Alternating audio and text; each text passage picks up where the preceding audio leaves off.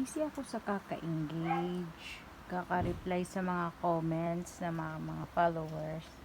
Bigla ko lang naisip, bakit parang tahimik yung dalawang kambal na to?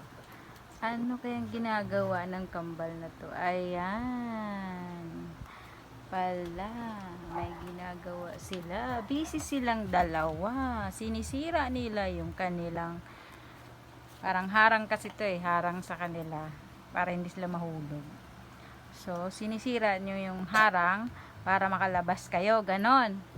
O, sige. Sige. Sige, sirain nyo lang. Mamaya, paayos natin sa papa mo yan. Love my twins. Love baby. Love mama. Sige. Sige. Paganahin nyo lang yung mga kaisipan nyo. Sige lang. Sige lang.